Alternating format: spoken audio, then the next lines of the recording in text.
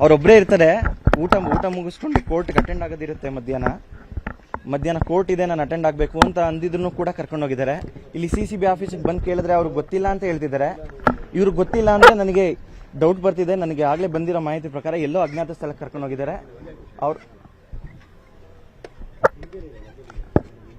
Madam ನಾನು ಇಲ್ಲೇ ಇದ್ದೀನಿ, CCB ಹೌದು, ಶಾಂತಿನಗರದ ಆಫೀಸಲ್ಲೇ ಇದ್ದೀನಿ.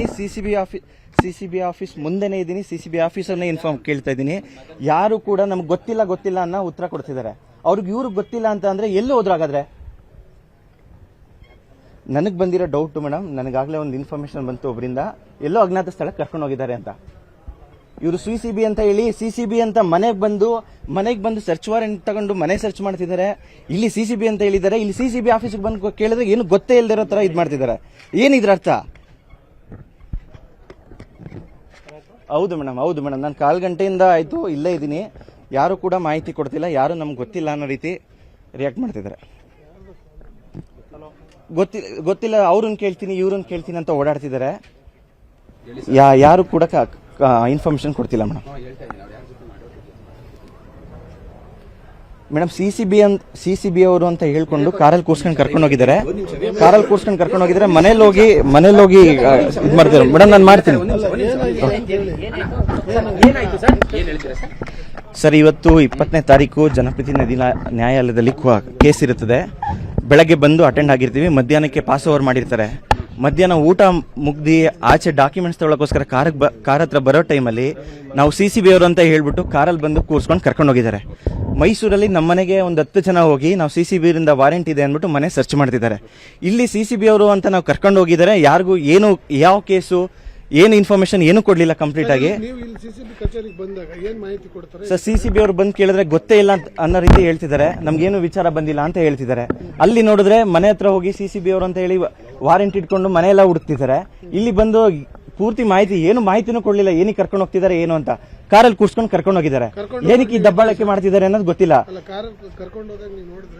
ಸರ್. ನಾನು ನೋಡಿದ್ದೀನಿ ಅಲ್ಲಿರೋದು ತುಂಬಾ ಜನ ನೋಡಿದ್ದಾರೆ ಸರ್. ನಾನು ಸ್ವಲ್ಪ ದೂರ ಇದ್ದೆ. ನಾನು ಬರೋ ಅಷ್ಟೊತ್ತಿಗೆ ಕಾರಲ್ಲಿ ಕೂರ್ಸ್ಕೊಂಡು ಕರ್ಕೊಂಡು ಹೋಗಿದ್ದಾರೆ. ಅಲ್ಲಿದ್ದವರು ಕಾರಲ್ಲಿ ಕೂರ್ಸ್ಕೊಂಡು ಆ ಕಾರಲ್ಲಿ ಕರ್ಕೊಂಡು ಹೋದ್ರು ಅಂತ ಹೇಳಿದ್ರು.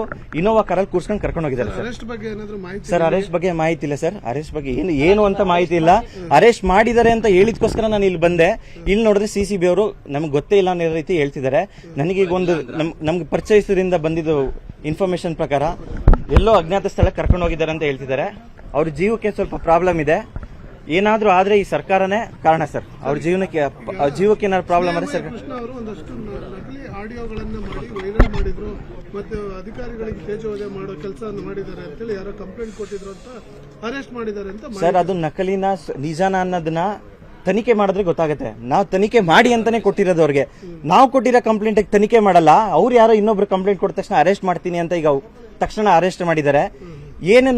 ಯಾರನ್ನ ತಡೆಯಕ್ಕೆ ನಾವು ಮಾಡ್ತಿರೋ ಕೆಲಸನ ತಡೆಯಕ್ಕೋಸ್ಕರ ಇದನ್ನ ಮಾಡ್ತಿದ್ದಾರೆ ಸರ್. ಯಾವ ವಿಚಾರದಲ್ಲಿ ತಮ್ಮ ತಂದೆಯವರು ಅಂದ್ರೆ ಹಿಂದಿನ ವಿಚಾರದಲ್ಲಿ ಸರ್ ಎಲ್ರಿಗೂ ಗೊತ್ತಿರೋ ರೀತಿ ಮೂಡಾ ಕೇಸಲ್ಲಿ ನಮ್ಮಪ್ಪ ತುಂಬಾ ಹೋರಾಟ ಮಾಡ್ತಿದ್ದಾರೆ. ತುಂಬಾ ದೊಡ್ಡ ವ್ಯಕ್ತಿಗಳ ಹೆಸರು ಅದರಿಂದ ಆಚೆ ಬಂದಿದೆ. ಅವರು ಮಾತಾಡಿರೋ ಆಡಿಯೋ ರೆಕಾರ್ಡ್ಗಳ ಆಚೆ ಸಿಕ್ಕಿದೆ. ಎಲ್ಲಿ ಅವ್ರ ತಲೆ ಮೇಲೆ ಬರುತ್ತೆ ಅನ್ನೋದಕ್ಕೋಸ್ಕರ, ನಮ್ಮಪ್ಪನ ತಡೆಯೋದಕ್ಕೋಸ್ಕರ, ನಮ್ಮಪ್ಪನ ಬಾಯಿ ಮುಚ್ಚೋದಕ್ಕೋಸ್ಕರ ದುಡ್ಡನ್ನ ಆಮಿಷ ಓಡಿಸೋಕೆ ಪ್ರಯತ್ನ ಪಡ್ತಿದ್ದಾರೆ. ನಮ್ಮಪ್ಪ ಅದಕ್ಕೆ ಒಪ್ಪಿಲ್ಲ. ಅವ್ರ ಹೋರಾಟ ನಿಲ್ಲಿಸ್ತಿಲ್ಲ. ಆ ಕಾರಣದಿಂದ ಇದೆಲ್ಲ ಮಾಡ್ತಿದ್ದಾರೆ ಸರ್. ಇವತ್ತು ಸಿದ್ದರಾಮಯ್ಯ ಅವ್ರದ್ದು ಮೂಡಾ ಕೇಸ್ ಇತ್ತು ಸರ್. ಬೆಳಗ್ಗೆ ಅಟೆಂಡ್ ಆಗಿದ್ವಿ. ಮಧ್ಯಾಹ್ನಕ್ಕೆ ಟೈಮ್ ಕೊಟ್ಟಿದ್ರು ಆರ್ಗ್ಯುಮೆಂಟ್ ಮಾಡಕ್ಕೆ. ಆರ್ಗ್ಯುಮೆಂಟ್ ಮಾಡ್ತಾರೆ. ಅಲ್ಲಿ ನಮ್ಮಪ್ಪ ತನಿಖೆ ಈ ಲಂಚ ತಗೊಂಡಿದ್ದಾರೆ ಅನ್ನೋ ವಿಚಾರಕ್ಕೋಸ್ಕರ ಏನು ಅರ್ಜಿ ಸಲ್ಲಿಸಿದ್ರು ಅದ್ರದ್ದು ಆರ್ಗ್ಯುಮೆಂಟ್ ಇಟ್ಕೊಂಡಿದ್ರು. ಇವತ್ತು ಎಲ್ಲಿ ಅದನ್ನ ಆರ್ಗ್ಯುಮೆಂಟ್ ಮಾಡ್ತಾರೆ, ಆರ್ಡರ್ ಮಾಡ್ತಾರೆ ಅನ್ನೋದಕ್ಕೋಸ್ಕರ ಕರ್ಕೊಂಡು ಹೋಗಿದ್ದಾರೆ ಅಂತ ನಮ್ಗೆ ಡೌಟ್ ಪಡ್ತಿದೆ. ಅವ್ರು ಎಲ್ಲಿ ಹೋಗಿದ್ದಾರೆ, ಎಲ್ಲಿ ಕರ್ಕೊಂಡು ಹೋಗ್ತಿದ್ದಾರೆ ಅನ್ನೋದು ಏನು ಗೊತ್ತಿಲ್ಲ ಸರ್. ಸರ್ ನಮ್ಗೆ ಅವರು ಬಂದೇ ಇಲ್ಲ ಅಂತ ಹೇಳ್ತಿದ್ದಾರೆ. ಕರ್ಕೊಂಡೋಗಿ ಈಗಾಗಲೇ 3 ಅವರ್ ಆಗಿದೆ. 2 ಗಂಟೆ 2 ಕಾಲಲ್ಲಿ ಕರ್ಕೊಂಡು ಹೋಗಿರೋದು. ಇದುವರೆಗೂ ಅವ್ರು ಎಲ್ಲಿದ್ದಾರೆ, ಏನ್ ಮಾಡ್ತಿದ್ದಾರೆ, ಯಾರು ಕರ್ಕೊಂಡು ಹೋಗಿದ್ದಾರೆ ಏನು ಇನ್ಫಾರ್ಮೇಶನ್. ಸರ್ ಕರ್ಕೊಂಡು ಹೋಗ್ತಾ ಇದೀವಿ ಅಂತ ಹೇಳಿದ್ರು. ಅರೆಸ್ಟ್ ಅಂತ ಕ್ಲಿಯರ್ ಆಗಿ ಹೇಳಿಲ್ಲ ಸರ್. ಕ್ಲಿಯರ್ ಆಗಿ ನಾವು ಅರೆಸ್ಟ್ ಮಾಡ್ತಿದೀವಿ, ಇಂಥ ಕಾರಣಕ್ಕೆ ಮಾಡ್ತಿದೀವಿ, ಇಂಥ FIR ಆಗಿದೆ, ಏನು ಪ್ರತಿಯೊಂದು ಹೇಳಿಲ್ಲ. ನನಗೆ CCB ಅಧಿಕಾರಿಗಳು ಬಂದು ಸರ್ಚ್ ಮಾಡಿದ್ದಾರೆ ಯಾವ ಕಾರಣಕ್ಕೆ ಅಂತ ಸರ್ಚ್ ವಾರೆಂಟ್ ತರ್ತಿದೀವಿ ಅಂತ ಹೇಳಿದ್ದಾರೆ ಸರ್. CCB ಒಂದು ಕಂಪ್ಲೇಂಟ್ ಆಗಿದೆ. ಏನ್ ಕಂಪ್ಲೇಂಟ್ ಇದೆ?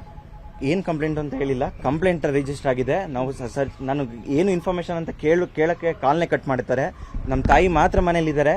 ನಮ್ಮ ಮನೆ ಮತ್ತು ಆಫೀಸ್ನ ಸರ್ಚ್ ಮಾಡಬೇಕು ಅಂತ ಸರ್ಚ್ ಮಾಡ್ತಿದ್ದಾರೆ ಸರ್. ಎಲ್ಲೆಲ್ಲಿ ಸರ್ಚ್ ಮಾಡಿದ್ದಾರೆ ಸರ್? ಅಂದ್ರೆ ತಮ್ಮ ಮನೆ ಈಗ ಸದ್ಯಕ್ಕೆ ಮನೆಯಲ್ಲಿ ಮಾಡ್ತಿದ್ದಾರೆ, ಆಫೀಸಲ್ಲಿ ಮಾಡ್ತಿದ್ದಾರೆ ಸರ್ ಅಷ್ಟೇ. ಸರ್ ಆಫೀಸು ಮನೆ ಆಫೀಸ್ ಎರಡು ಒಂದೇ ಕಡೆ ಮನೆ ಹತ್ರನೇ ಆಫೀಸ್ ಇರುತ್ತೆ. ಏನಾರು ಸಿಕ್ಕಿದೆಯಾ ಸರ್ ಅಲ್ಲಿ? ಇದುವರೆಗೂ ಏನು ಸಿಕ್ಕಿಲ್ಲ ಸರ್. ಸರ್ ಇಲ್ಲಿ ಸಿಗಾಕೊಳ್ಳೋದು ಅಂತ ತಪ್ಪು ಏನು ಮಾಡಿಲ್ಲ ನಮ್ಮ ತಂದೆ ಈಗ ಸ್ವಲ್ಪ ದಿನದಿಂದ ಒಂದು ಆಡಿಯೋ ರೆಕಾರ್ಡ್ನ ಆಚೆ ಬಿಟ್ಟಿರ್ತಾರೆ. ಆಡಿಯೋ ರೆಕಾರ್ಡಲ್ಲಿ ತುಂಬಾ ತುಂಬಾ ದೊಡ್ಡ ಸೀರಿಯಸ್ ವಿಚಾರ ಇರುತ್ತೆ. ಆ ಸೀರಿಯಸ್ ವಿಚಾರ ಆಚೆ ಬರಬೇಕು ಅನ್ನೋದಕ್ಕೋಸ್ಕರ ಈ ತರ ಮಾಡ್ತಿದ್ದಾರೆ ಅನ್ನೋದು ಡೌಟ್ ಬರ್ತಿದೆ ಸರ್. ಸರ್ ಲಂಚ ಸರ್ ಈ ಕೇಸಲ್ಲಿ ಮೂಡ ಕೇಸಲ್ಲಿ ಬಿ ರಿಪೋರ್ಟ್ ಹಾಕಬೇಕು ಅನ್ನೋದಕ್ಕೋಸ್ಕರ ಮೊದಲು ಏನು ಮೂಡ ಕಮಿಷನರ್ ಆಗಿದ್ರು ನಟೇಶ್ ಅನ್ನೋರು, ಅವರು ಲಂಚ ಕೊಟ್ಟಿದ್ದಾರೆ ಅನ್ನೋ ವಿಚಾರ ಆಚೆ ತರ್ತಾರೆ. ಆ ಮೂಡ ಕಮಿಷನರು ನಮ್ಮ ತಂದೆಯವ್ರಿಗೆ ಡೈರೆಕ್ಟ್ ಆಗಿ ಸಿಕ್ಕಿ ಅವ್ರಿಗೆ ಸ್ವಲ್ಪ ಹಣದ ಆಮಿಷ ಹೊರಿಸಿ ಈ ಕೇಸ್ನ ಹೇಗಾದ್ರೂ ಮುಚ್ಚಬೇಕು ಅನ್ನೋದು ಪ್ರಯತ್ನ ಪಡ್ತಿರ್ತಾರೆ. ಆ ಕಾರಣಕ್ಕೋಸ್ಕರ ಇನ್ನೊಬ್ಬರಿಗೆ ಕಾಲ್ ಮಾಡಿ ನಮ್ಮ ಅಪ್ಪನಿಗೆ ಪರಿಚಯ ಇರೋದ್ರಿಂದ ಅವ್ರನ್ನ CMI ಕೃಷ್ಣವ್ರನ್ನ ನಮಗೆ ಪರಿಚಯ ಮಾಡಿಸಿ ನಾವು ಡೈರೆಕ್ಟಾಗಿ 1 to 1 ಮಾತಾಡಬೇಕು ಅಂತ ಹೇಳಿರ್ತಾರೆ. ಆ ರೆಕಾರ್ಡನ್ನು ನಮ್ಮಪ್ಪ ಆಚೆ ಬಿಟ್ಟಿರ್ತಾರೆ ಸರ್. ಅದ್ರ ಜೊತೆಗೆ ಇನ್ನೂ ರೆಕಾರ್ಡ್ಗಳಿದೆ. ನಮ್ಮಪ್ಪ ಇದನ್ನ ತನಿಖೆ ಮಾಡಿ ಈ ತರ ಆಮಿಷ ಒಡ್ಡು ಈ ಕೇಸ್ನ ಮುಚ್ಚಕ್ಕೆ ಪ್ರಯತ್ನ ಪಡ್ತಿದ್ದಾರೆ ಅಂತ ನಮ್ಮಪ್ಪ ಕೋರ್ಟ್ಗೆ ಅಪ್ಲಿಕೇಶನ್ ಕೊಟ್ಟಿದ್ದಾರೆ, ಲೋಕಾಯುಕ್ತಕ್ಕೆ ಕಂಪ್ಲೇಂಟ್ ಕೊಟ್ಟಿದ್ದಾರೆ, ED ಅವ್ರಿಗೆ ಕಂಪ್ಲೇಂಟ್ ಕೊಟ್ಟಿದ್ದಾರೆ. ಇದೆಲ್ಲ ವಿಚಾರ ಆಚೆ ಬರುತ್ತೆ ಅನ್ನೋದಕ್ಕೋಸ್ಕರ ಇದನ್ನ ನಮ್ಮಪ್ಪನ ಈ ಕೇಸಿಂದ ಹಿಂದೆ ಸರಿಸೋಕ್ಕೋಸ್ಕರ ಇದೆಲ್ಲ ಪ್ರಯತ್ನ ಮಾಡ್ತಿದ್ದಾರೆ ಸರ್. ಸರ್ ಸದ್ಯಕ್ಕೆ ನನಗೆ ಗೊತ್ತಿರಾಗೆ ಏನ್ ಮೀಡಿಯಾದವರು ಸಿಕ್ಕಿದೆ ಅಷ್ಟು ಮಾತ್ರ ಆಡಿಯೋ ಸಿಕ್ಕಿದೆ ಸರ್. ಈ ಕೇಸಲ್ಲಿ ತನಿಖೆ ಮಾಡಿದ್ರೆ ಗೊತ್ತಾಗುತ್ತೆ ಯಾರ್ಯಾರು ಇದ್ದಾರೆ, ಏನೇನು ಮಾತಾಡಿದ್ದಾರೆ, ಏನೇನು ವಿಚಾರಗಳಿದೆ ಅನ್ನೋದು ತನಿಖೆ ಬರುತ್ತೆ. ಆ ತನಿಖೆ ಮಾಡಬಾರ್ದು ಅನ್ನೋದಕ್ಕೋಸ್ಕರ ಇದನ್ನ ನಮ್ಮಪ್ಪನ ಹಿಂದೆ ಸರಿಸೋಕ್ಕೋಸ್ಕರ ಇದೆಲ್ಲ ಕೆಲಸ ಮಾಡ್ತಿದ್ದಾರೆ. ಒಳಗಿಲ್ಲ ಅಂತ ಹೇಳಿದರೆ ಏನು ಮಾಹಿತಿನೂ ಕೊಡ್ತಿಲ್ಲ, ಇಂಥವ್ರಿಗೆ ಈ ತರ ಆಗಿದೆ ಅನ್ನೋದು ಕೊಡ್ತಿಲ್ಲ. ಸ್ವಲ್ಪ ನಮಗೆ ಆತಂಕ ತುಂಬಾ ಇದೆ ಸರ್. ತಮ್ಮ ಹೆಸರು ಹೇಳಿ ಸರ್. ಸರ್ ನನ್ನ ಹೆಸರು ವಿವೇಕ್ ಅಂತ.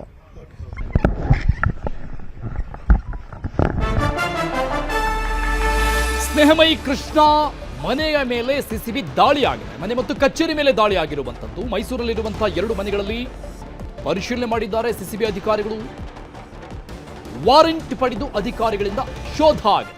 ಮತ್ತೊಂದು ಕಡೆ ಸ್ನೇಹಮಯಿ ಕೃಷ್ಣ ಅವರನ್ನ 3 ಗಂಟೆ ಆಯ್ತು ಕರೆದುಕೊಂಡು ಹೋಗಿ, ಬಟ್ ಅವರು ಎಲ್ಲಿದ್ದಾರೆ ಅನ್ನುವಂಥ ಮಾಹಿತಿ ನಮಗೆ ಕೊಡ್ತಾ ಇಲ್ಲ ಅಂತ ಅವರ ಮಗ ವಿವೇಕ್ ಮಾತನಾಡ್ತಾ ಇದ್ರು. ಇಷ್ಟೊತ್ತು ಅವ್ರು ಹೇಳ್ತಾ ಇದ್ರು ಒಂದಿಷ್ಟು ಪ್ರಮುಖವಾದಂಥ ವಿಚಾರಗಳನ್ನು ಕೂಡ ಹೇಳಿದ್ದಾರೆ. ಅವರ ಜೀವಕ್ಕೆ ಅಪಾಯ ಇದೆ, ನಾವು ಸಿಸಿಬಿ ಪೊಲೀಸರು ಅಂತ ಹೇಳ್ಕೊಂಡು ಬಂದಂಥವರು ಇನೋವಾ ಕಾರ್ನಲ್ಲಿ ಕರ್ಕೊಂಡು ಹೋದ್ರು. ಈಗ ನಾವು ಕಚೇರಿಗೆ ಬಂದು ಕೇಳಿದ್ರೆ ಇಲ್ಲಿ ಬಂದೇ ಇಲ್ಲ ಅಂತ ಹೇಳ್ತಾ ಇದ್ದಾರೆ, ಇನ್ಫಾರ್ಮೇಶನ್ ಕೊಡ್ತಾ ಇಲ್ಲ ಅಂತ ಹೇಳ್ತಾ ಇದ್ದಾರೆ. ಹಾಗಾದ್ರೆ ಎಲ್ಲಿ ಹೋದ್ರು ಅನ್ನುವಂಥ ಪ್ರಶ್ನೆಯನ್ನ ಖುದ್ದಾಗಿ ಸ್ನೇಹಮಯಿ ಕೃಷ್ಣ ಅವರ ಮಗ ವಿವೇಕ್ ಅವರೇ ಕೇಳ್ತಾ ಇದ್ದಾರೆ.